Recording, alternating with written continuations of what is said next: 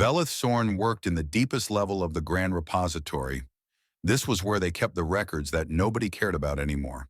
Old data crystals covered in dust, broken storage devices from civilizations that had died centuries ago, files about species that no longer existed.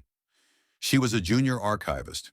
This meant she did the work that senior scholars considered beneath them. She cleaned. She organized. She cataloged items that had sat in boxes for hundreds of years. It was not exciting work, but Velith did not mind. She liked the quiet. She liked being surrounded by history, even if that history was forgotten. The station world of Methorak floated in the center of Concord space. 70 different species had joined together to form the Concord, and Methorak served as their shared capital. Millions of beings lived here.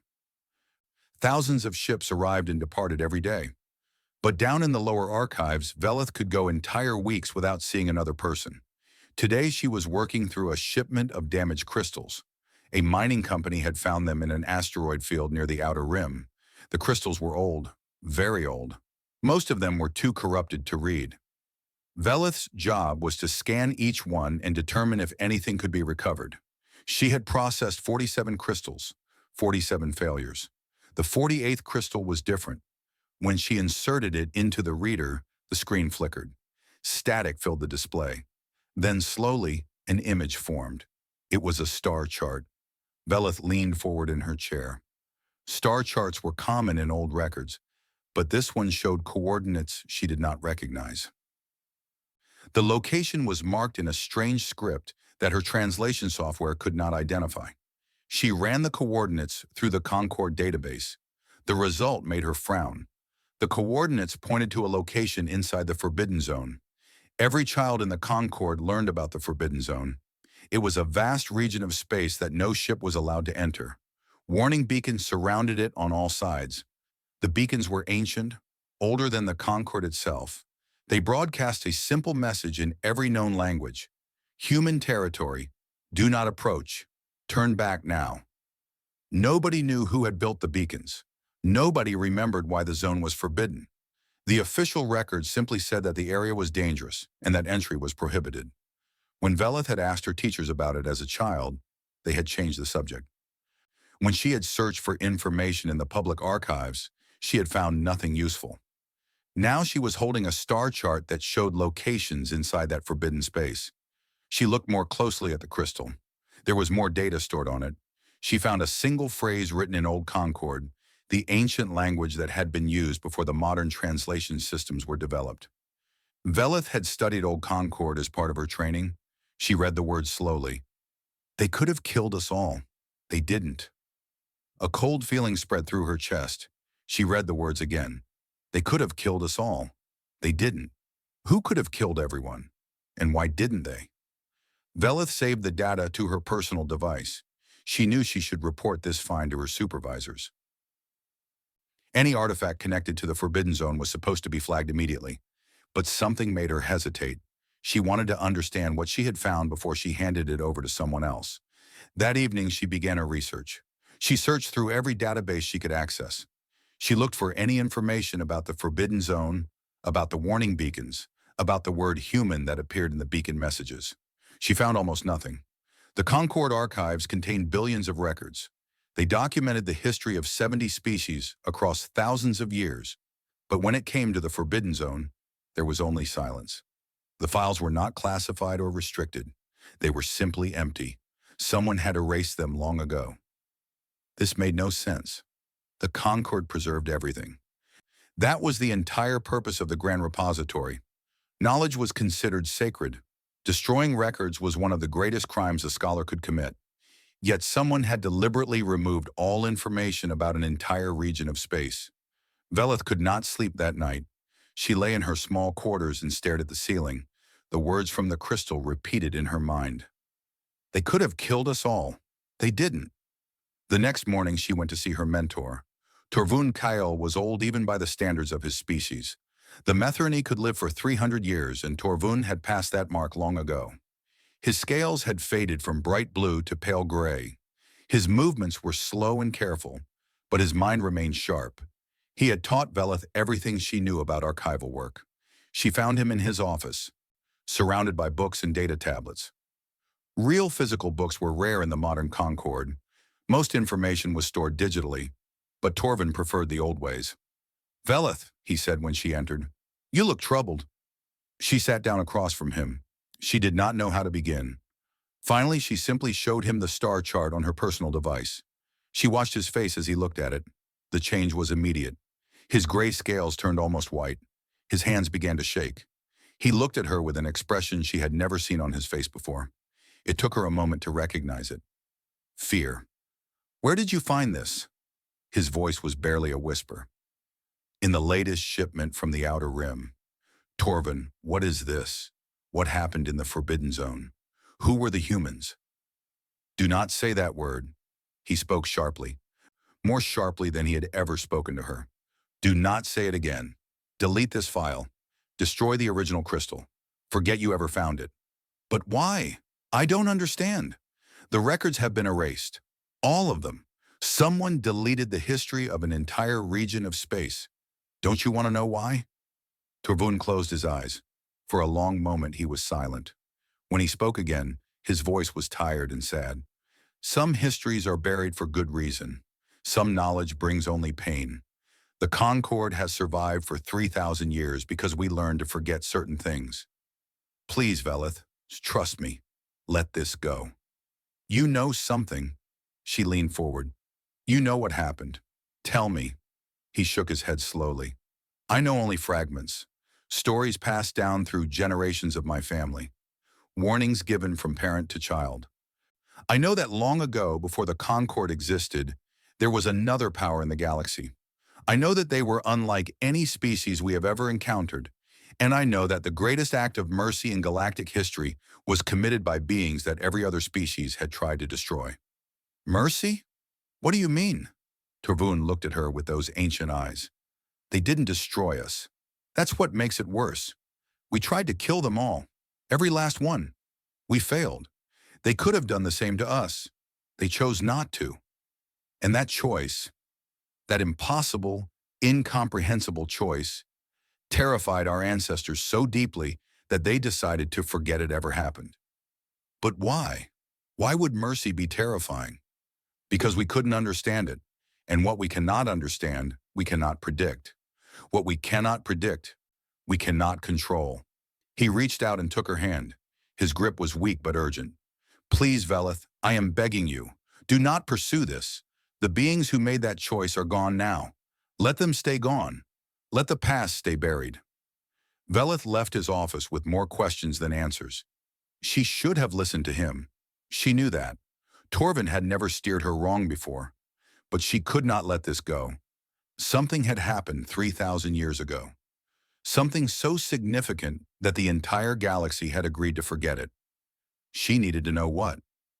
That night, as she was preparing to sleep, her personal device chimed. She had received a message. The sender was anonymous. The message contained only two things.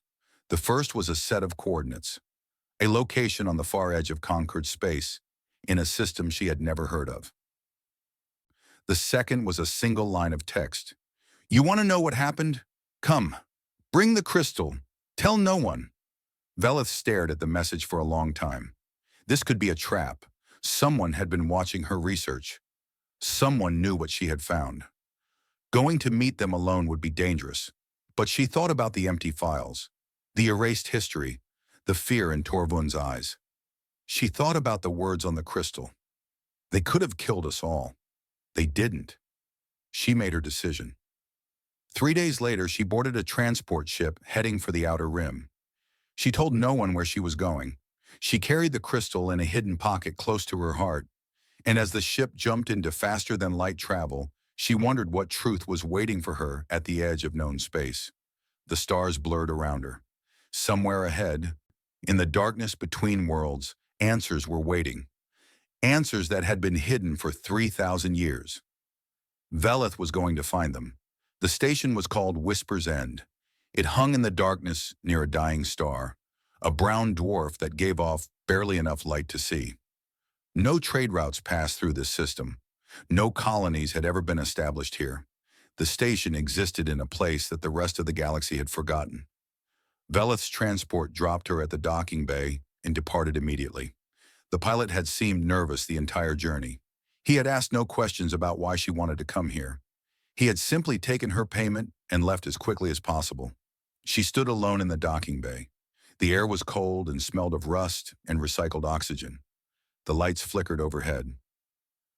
Everything about this place felt old and tired. A door opened at the far end of the bay. A figure emerged from the shadows. It was a Vithani.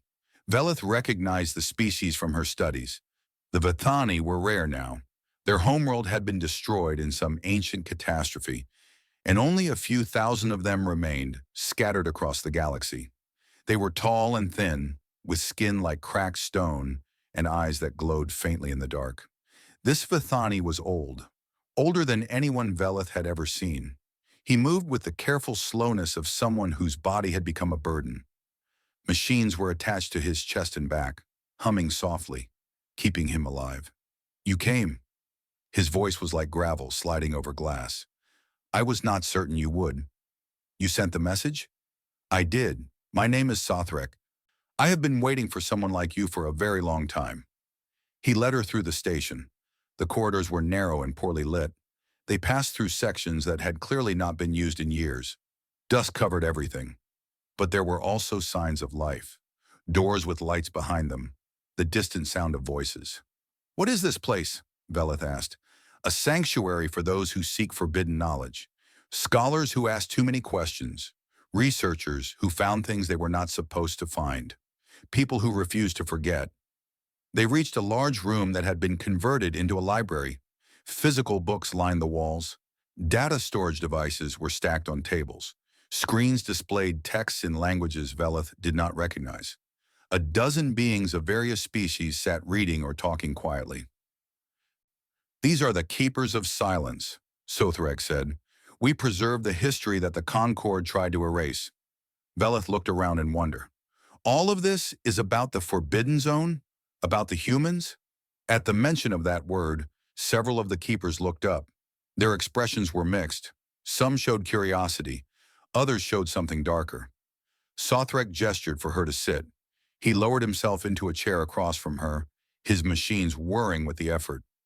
"You found something, a star chart with coordinates inside human space, words about mercy and death.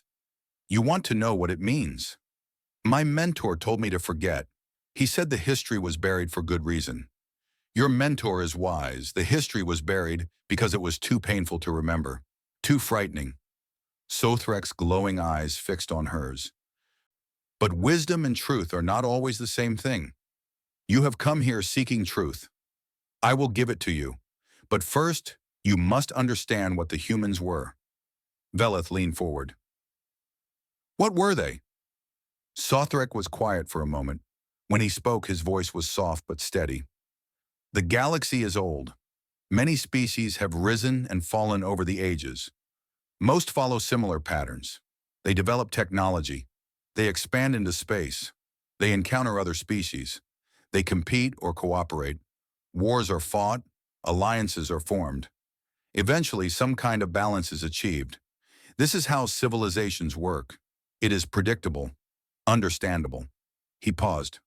"The humans were different." "Different how?" "They did not follow patterns. They could not be predicted. One generation might be peaceful traders who sought friendship with everyone they met. The next generation might be warriors who conquered entire systems.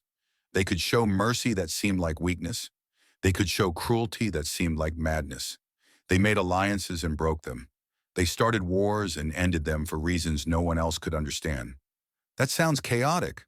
"It was, but it was also something else. It was terrifying." Sothrek leaned back in his chair. "Every other species in the galaxy could be modeled.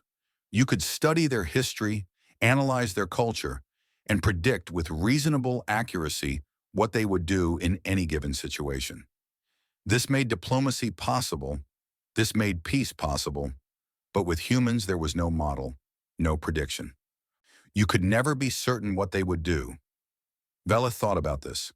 So other species feared them because they were unpredictable? Fear grew into hatred. Hatred grew into a decision. Sothrek's expression darkened. 3,000 years ago, a group of 12 species formed a secret alliance. They called themselves the Purification Compact. Their goal was simple. They would destroy humanity completely. Every planet, every station, every ship, every man, woman, and child. Total extinction. The words hit Veleth like a physical blow. Genocide? 12 species agreed to commit genocide?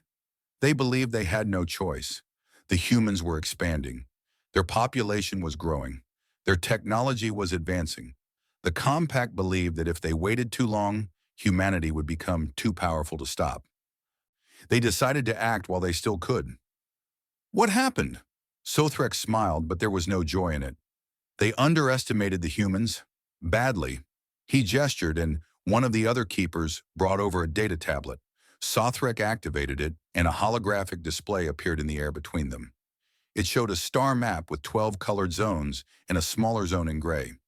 The 12 species of the Compact, Sothrek said, pointing to the colored zones. And human territory, he indicated the gray area. The plan was coordinated. 12 fleets would launch simultaneously. They would converge on human space from all directions. The attacks would happen at the same time, giving humanity no chance to respond or escape. It was a perfect plan. But it failed. It failed because the humans already knew about it. Veleth blinked. They knew? How? Humans had spies everywhere, hidden agents in every government, every military, every intelligence service. They had known about the Purification Compact from the moment it was formed. They had watched the plans develop. They had tracked every ship being assigned to the extermination fleet, and they had months to prepare. The holographic display changed. It now showed the gray zone of human space, but it was different, empty. When the 12 fleets arrived at the human core worlds, they found nothing. Empty stations, abandoned planets, cities standing silent with no one in them. The humans had evacuated their entire civilization. Billions of beings had vanished without a trace. No other species had detected any movement. No one knew where they had gone. Veleth stared at the empty map. They just disappeared? They let the Compact think they had run away. They let them believe that humanity had fled in fear. Sothrek's voice dropped lower. It was a trap. The display changed again. Now it showed the 12 fleets spreading out through empty human space, searching for their targets. Then one by one, ship markers began to vanish. The Purification fleet started dying. Ships disappeared without sending distress signals. Entire squadrons vanished between one sensor scan and the next. The fleet commanders panicked. They tried to regroup. They tried to retreat, but there was nowhere safe. The attacks came from everywhere and nowhere. What was happening? Sothrek's glowing eyes met hers. The humans had been hiding their true strength for centuries. They had played weak. They had played primitive. They had let every other species believe they were no real threat. And all that time, they had been building something in secret, ships that moved through space in ways that should have been impossible, weapons that ignored shields and armor, technology so advanced that it looked like magic to everyone else. Why? Why hide their power? Because they knew what would happen if they showed it. They knew other species would see them as a threat. They knew someone would eventually try to destroy them. So they waited. They prepared. And when the blow finally came, they were ready. The holographic display now showed the aftermath. Of the 12 fleets that had entered human space, only fragments remained, scattered survivors fleeing in all directions. 72 hours, Sothrek said quietly. That is how long it took. In 3 days, humanity destroyed 94% of the combined purification fleet. 12 species had gathered their greatest armadas, their most advanced warships, their best commanders, and the humans took them apart like they were nothing. Veleth felt cold. The scale of it was almost impossible to comprehend. Then what? Did humanity attack the 12 homeworlds? Did they take revenge? Sothrek shook his head slowly. That is the question, is it not? That is the question that haunted our ancestors. That is the question that drove them to bury this history and pretend it never happened. What did they do? The old Vithani was quiet for a long moment. When he spoke, his voice was barely a whisper. They did nothing. Veleth frowned. Nothing? Nothing. They did not pursue the survivors. They did not attack the homeworlds. They did not demand surrender or tribute or territory. They simply withdrew to their own space and sealed the borders. Sothrek leaned forward. They had just proven they were the most powerful force in the galaxy. They could have conquered everything, every world, every species. No one could have stopped them, and they chose to walk away. But why? That, Sothrek said, is what we are still trying to understand. And that is why the galaxy chose to forget. Because mercy from someone that powerful, mercy that complete and absolute, was more terrifying than any conquest could ever be. He stood slowly, his machines humming. Rest now. Tomorrow I will show you what came next. I will show you why the stars still whisper about what happened in human space. And I will show you why, 3,000 years later, we still do not know if humanity is truly gone. He walked away, leaving Velith alone with her thoughts. She stared at the empty holographic display for a long time, the gray zone where humanity had lived. The space that was now forbidden. They could have killed us all. They didn't. Now she was beginning to understand why those words had been preserved, and why someone had decided they needed to be forgotten. The next morning, Sothrek took Velith deeper into the station. They passed through corridors that grew older and more worn the further they went. The lights here barely worked. The walls showed signs of ancient damage that had never been repaired. This section of the station predates the Concord, Sothrek explained as they walked. It was built during the era of fragments, when every species existed alone, before any lasting alliance had been formed. We found it drifting in dead space and brought it here. It contains records that exist nowhere else in the galaxy. They reached a heavy door sealed with multiple locks. Sothrek entered a code, then pressed his hand against a scanner. The door opened with a groan of ancient metal. The room beyond was small and dark. The only light came from a single screen mounted on the far wall. Cables ran from the screen into banks of old storage devices that hummed with quiet energy. "What is this?" Velith asked. "Evidence." Sothrek moved to a control panel and began entering commands. After the destruction of the purification fleet, survivors fled in all directions. Most were too damaged to make it home. Their ships drifted through space until their power failed, and everyone aboard died. But some of those ships were eventually found, and some of them still contained recordings. The screen flickered to life. Static filled the display, then slowly resolved into an image. Velith saw a bridge of a warship. The design was unfamiliar, angular and harsh. Crew members of a species she did not recognize sat at various stations. They looked terrified. Alarms were flashing. Voices shouted in a language she could not understand. But the translation appeared as text at the bottom of the screen. "Contact lost with the 3rd Division. 4th Division is not responding. Where are they coming from? Our sensors show nothing." The commander stood in the center of the bridge. He was tall and broad, with thick gray skin and 4 arms. His face was a mask of controlled fear. "All ships, fall back to rally point 7. Maintain formation. Do not break ranks." The view shifted. Now the screen showed space outside the ship. Stars filled the darkness. And then, without warning, a ship in the distance simply ceased to exist. One moment it was there. The next moment it was gone. No explosion, no debris, just nothing. Another ship vanished.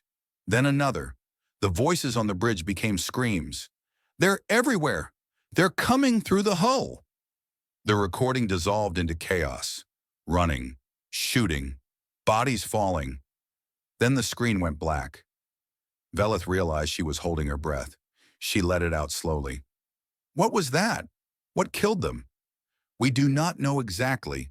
The human weapons did not leave evidence behind. Ships were simply erased from existence.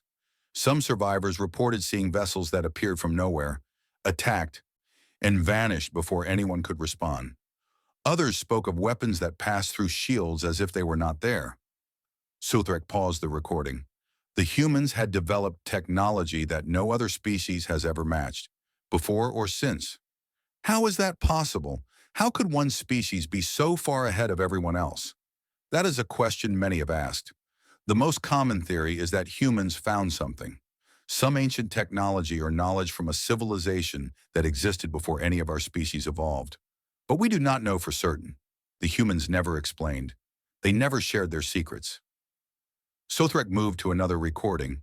This one showed a different ship, a different species. The beings on screen were small and covered in feathers.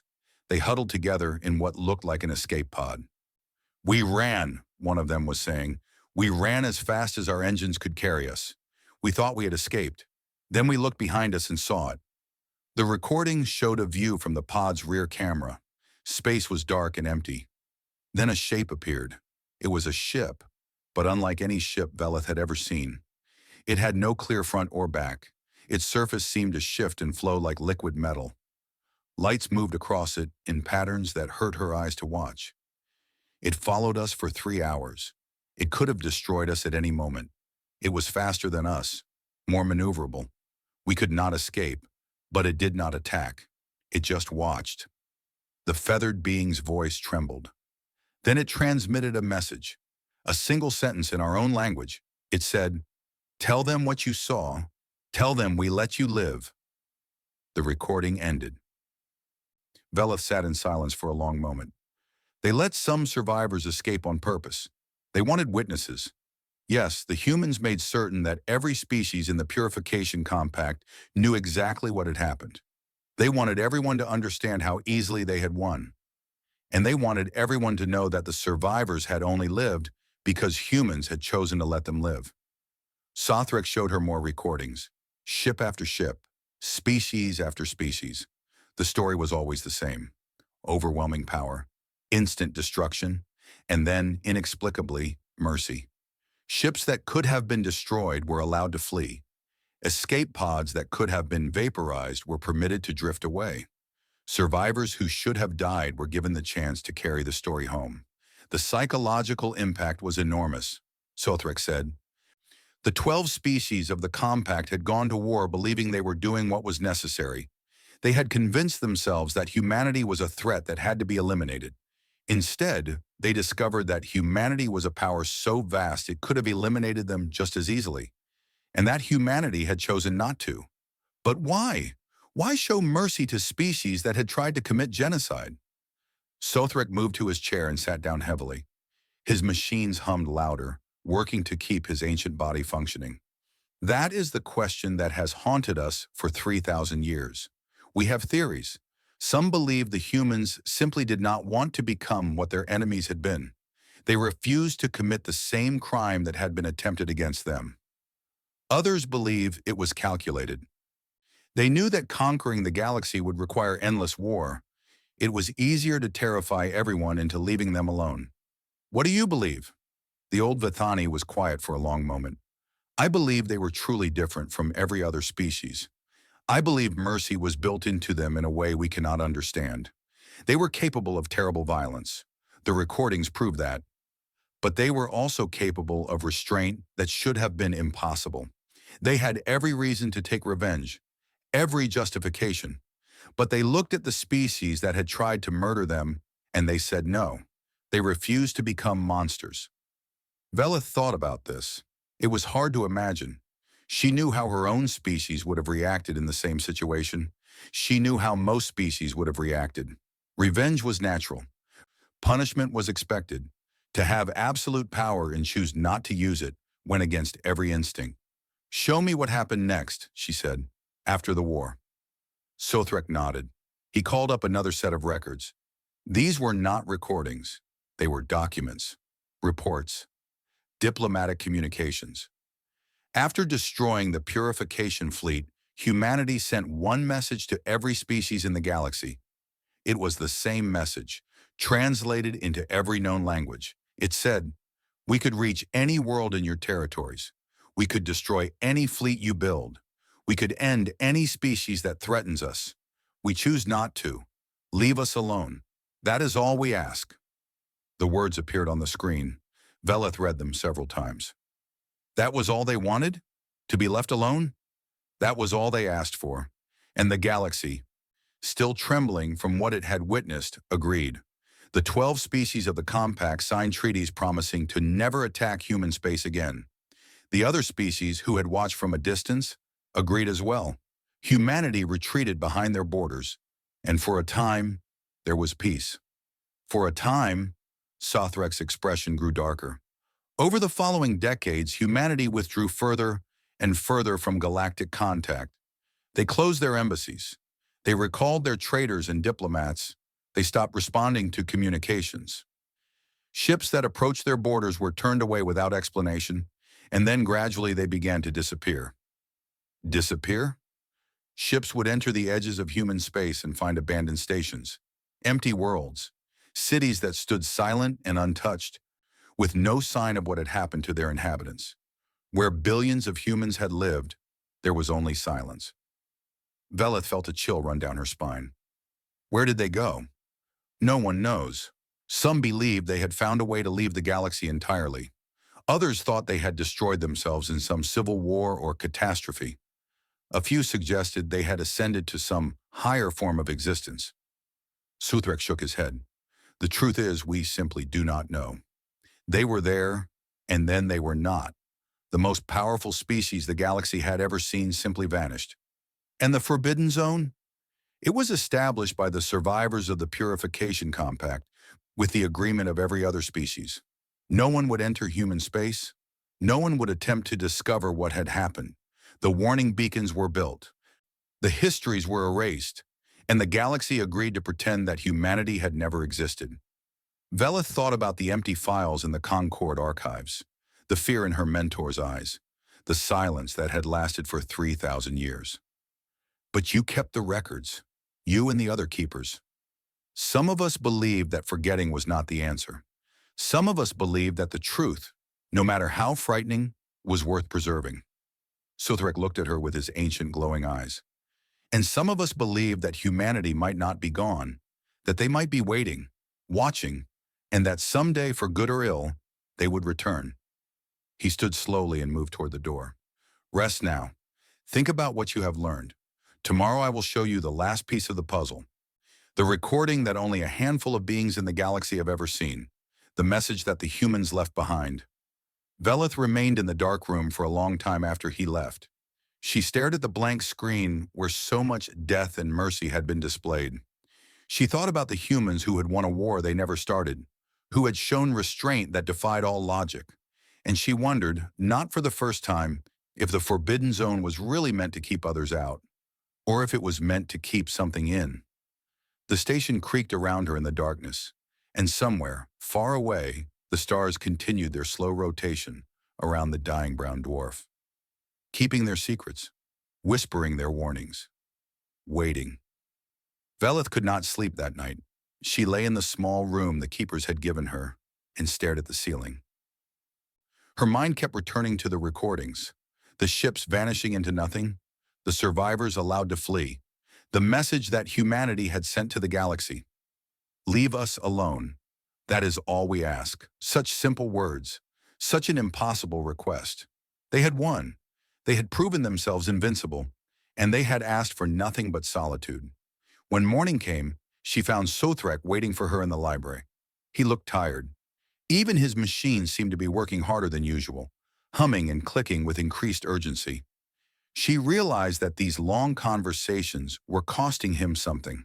His ancient body was failing, and he was spending what remained of his strength to tell her the story. You did not sleep, he observed. No, I kept thinking about what you showed me, about the mercy they displayed. Mercy. Sothrek spoke the word carefully as if testing its weight. That is what we call it. But I am not sure the humans would have used that word. I think for them, it was simply a choice.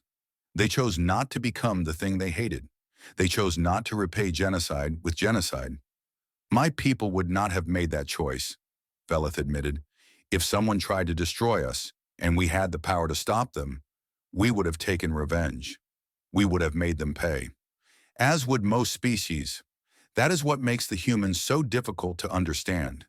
They were capable of terrible violence. They proved that in those 3 days.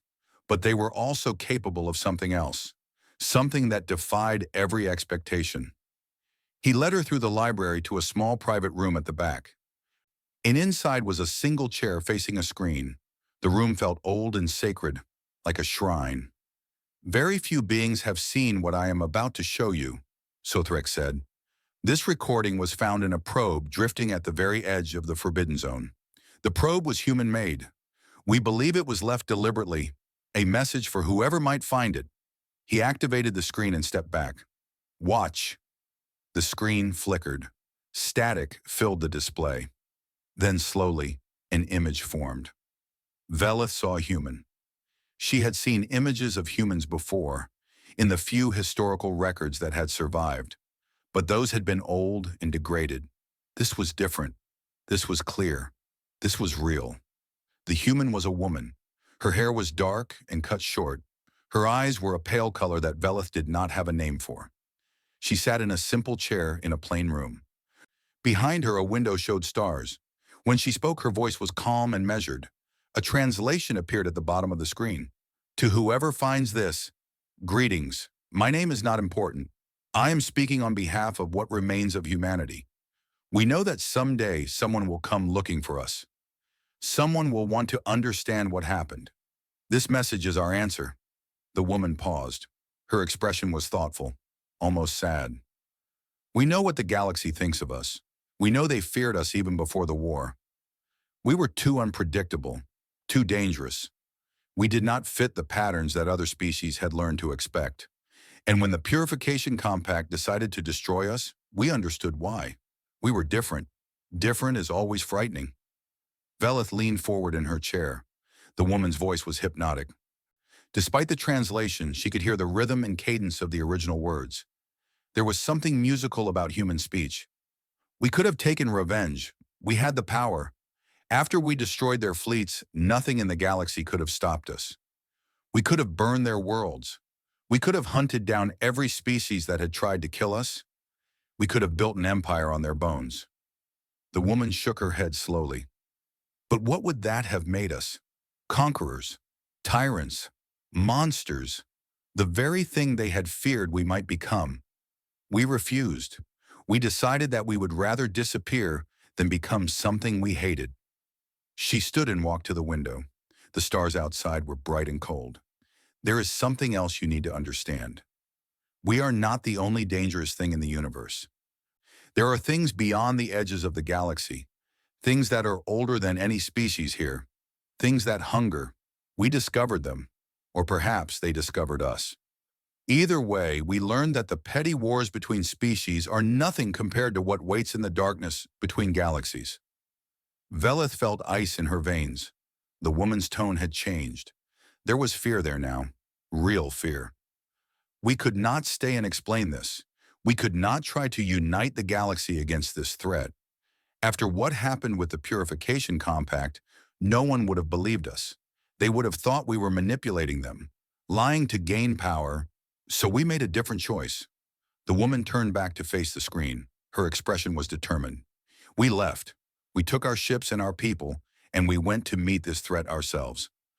We are fighting them now in the spaces between stars, in the void between galaxies. It is a war that may never end. But it is our war, our burden. We will not ask the rest of the galaxy to fight it. Not after everything that happened. She sat back down in her chair. The Forbidden Zone exists for your protection, not from us, from what follows us. Sometimes things from outside try to enter the galaxy through our space. We stop them when we can, but our borders must remain sealed. If you enter, you will draw their attention, and you are not ready to face what would come after. Velith was trembling now. The implications of what she was hearing were almost too vast to comprehend. We do not hate you, the woman continued. We do not blame you for what the Compact tried to do. Fear is natural. We understand fear, but we hope someday that understanding will replace fear. We hope that the species of this galaxy will grow, will learn, will become something better than they are now. And when that day comes, when you are ready, we will find you. The woman smiled. It was a gentle expression, warm and sad at the same time. Until then, remember us kindly. We could have been your conquerors. We chose to be your guardians. Perhaps someday you will understand why. The recording ended. Velith sat in silence. Tears were streaming down her face. She did not know when she had started crying. Sothrek's voice came from behind her. Now you understand. They're still out there, she whispered. fighting something, protecting us, and no one knows. Very few know, and those who do have kept the secret for 3,000 years. Why? Why not tell everyone? Why not let the galaxy know that humanity is not their enemy? Because the galaxy is not ready. Sothrek moved to stand beside her. The woman in the recording said it herself. After what happened, no one would believe the truth. They would think it was a trick, a manipulation. The fear runs too deep. So we just pretend they don't exist? We just let everyone think they vanished? We wait. We preserve the truth, and we hope that someday the galaxy will be ready to hear it. The old Vithani placed a gentle hand on her shoulder. That is what the keepers do. We keep the memory of humanity alive, not as monsters, not as conquerors, but as what they truly were, the species that could have destroyed everyone and chose not to. The species that went into the darkness so that others could live in the light. Velith wiped her eyes. She thought about everything she had learned in the past few days. The war, the mercy, the truth. What do I do now? She asked. Sothrek was quiet for a long moment. That is for you to decide. You can return to your life, destroy your research, pretend you never found that crystal, or you can stay here, join the keepers, help us preserve the truth until the galaxy is ready to hear it. Is there a third option? The old Vithani tilted his head. What do you mean? Velith looked at the blank screen where the human woman had delivered her message. She said they would find us when we were ready. What if we could help make the galaxy ready faster? What if we could start preparing people for the truth? Sothrek studied her for a long moment. Something like hope flickered in his ancient eyes. That, he said slowly, would be very dangerous. The Concord has spent 3,000 years building walls around this knowledge. Anyone who tries to tear them down will face powerful enemies. I know. It could take generations. You might not live to see it succeed. I know. Sothrek smiled. It was the first real smile she had seen on his face. Then perhaps there is hope after all. Perhaps the galaxy is closer to being ready than any of us realized. He took her hand in his. Welcome to the Keepers, Velith Sorn. We have much work to do. Outside the window of Whisper's End, the dying brown dwarf continued its slow rotation.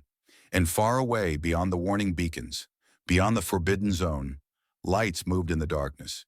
Ships that were older than any species in the Concord remembered. Humans who had chosen exile to protect those who had tried to destroy them. The stars whispered their secrets to anyone brave enough to listen. And somewhere, the war continued. 10 years passed. Velith stood at the window of her office in the Grand Repository, watching ships come and go from Methorak's busy docking rings. She had returned to her old life, but she was not the same person who had left. She carried secrets now, knowledge that burned inside her like a quiet fire. She had not joined the Keepers permanently. Sothrek had understood. He had told her that there were many ways to serve the truth. Some people kept records in hidden stations at the edge of space. Others worked from within the systems that had buried those records in the first place. Velith had chosen to work from within.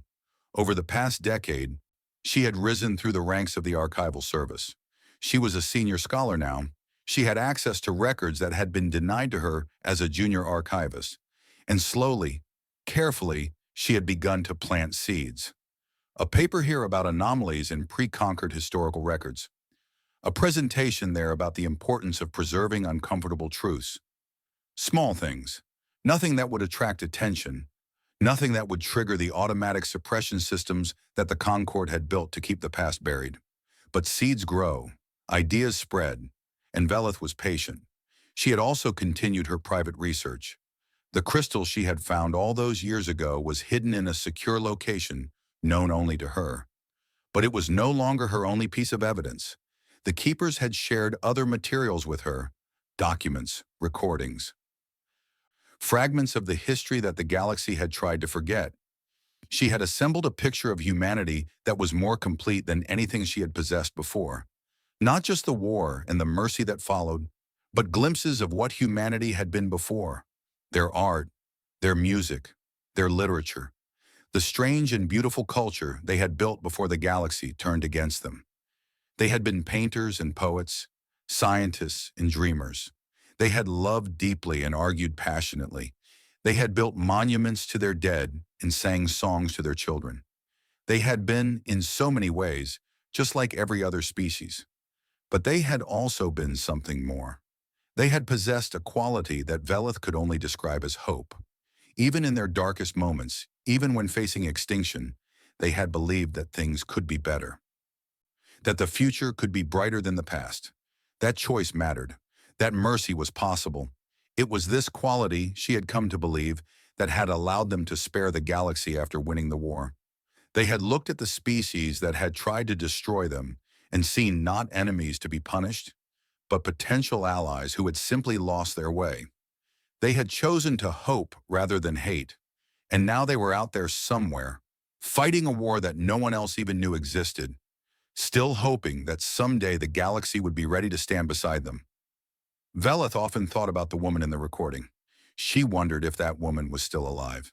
Humans did not live as long as some species, but their technology had been far beyond anything else. Perhaps they had found ways to extend their lives. Perhaps the woman who had delivered that message was still out there, still fighting, still hoping. When you are ready, we will find you. Those words echoed in Velith's mind constantly. They were a promise and a challenge, a statement of faith in a galaxy that had given humanity no reason for faith. The door to her office opened. Her assistant, a young member of a species with iridescent scales, entered with a data tablet. "Senior Scholar Sorn, you have a visitor. He says he's an old friend." Velith frowned. She was not expecting anyone. "Send him in." The assistant nodded and left. A moment later, a familiar figure entered the room. It was Torvun Kale, her old mentor. He was older now, his scales almost white, his movements slow and deliberate, but his eyes were still sharp. "Velith," he smiled warmly. "It has been too long." She rose to embrace him. "Torvun, I thought you had retired to your homeworld." "I did, but I returned when I heard the news." He studied her face. "You did not destroy that crystal after all." "No, I did not. And you went looking for answers." "Yes." He nodded slowly. "I knew you would. From the moment you showed me that star chart, I knew you would not let it go. I warned you because I had to, because I was afraid for you.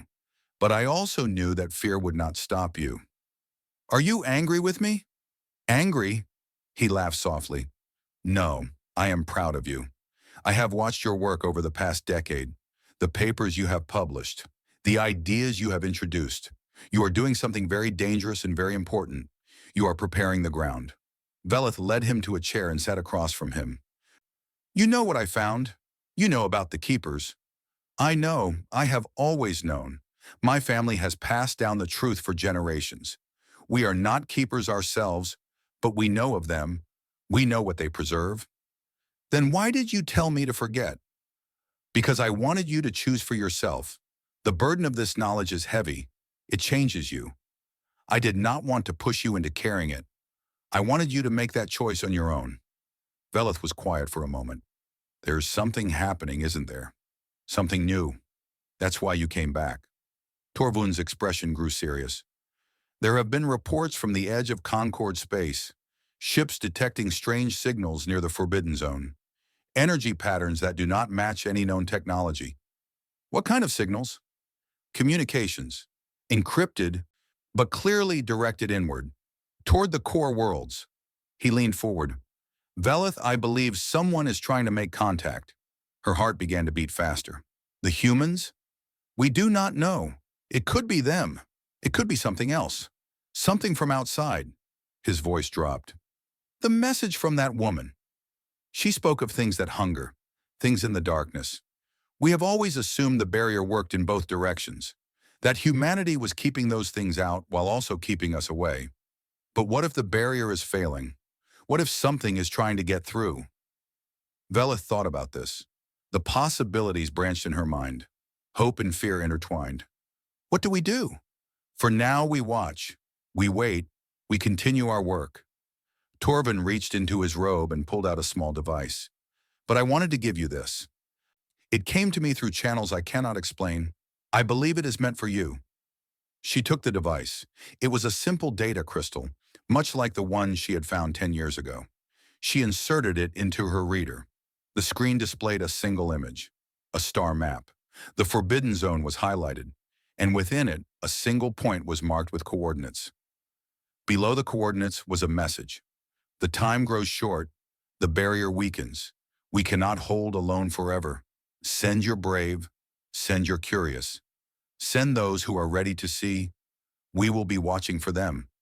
Velith stared at the message. Her hands trembled. This is it, she whispered.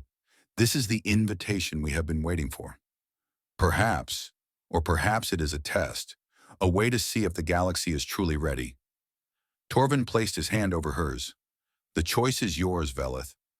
It has always been yours. You can destroy this and continue your slow work of changing minds, or you can take a greater risk. You can go to those coordinates and see what waits there. She looked at her old mentor, at the wisdom and fear and hope in his ancient eyes. If I go, I might not come back. That is true. But if I don't go, we might never know. We might miss our only chance. That is also true. Velith looked at the star map. The single point of light in the vast darkness of the Forbidden Zone, a beacon in the silence. They could have killed us all. They didn't. When you are ready, we will find you. She made her decision. 3 weeks later, a small ship departed Methorak without filing a flight plan. It carried a single passenger. Its course took it toward the edge of known space, toward the warning beacons, toward the darkness that the galaxy had feared for 3,000 years. Velith watched the stars blur around her as the ship entered faster-than-light travel. She did not know what she would find at those coordinates. Perhaps death, perhaps answers, perhaps both. But she was not afraid. Somewhere ahead in the forbidden darkness, humanity was waiting, fighting their endless war, guarding the galaxy from horrors unknown, and hoping, always hoping, that someday they would not have to fight alone. Velith carried that hope with her, a small flame in the vast cold of space. The stars whispered their ancient secrets, and for the first time in 3,000 years, someone was ready to listen. The ship flew on into the darkness, toward whatever future waited there. Behind it, the lights of Concord space faded into the distance. Ahead, the forbidden zone opened like a door that had been closed for far too long. The barrier between past and future, between fear and hope, between isolation and connection, grew thin. And somewhere, in the spaces between stars, humanity watched, waiting, ready, finally ready. The whispers were about to become words again,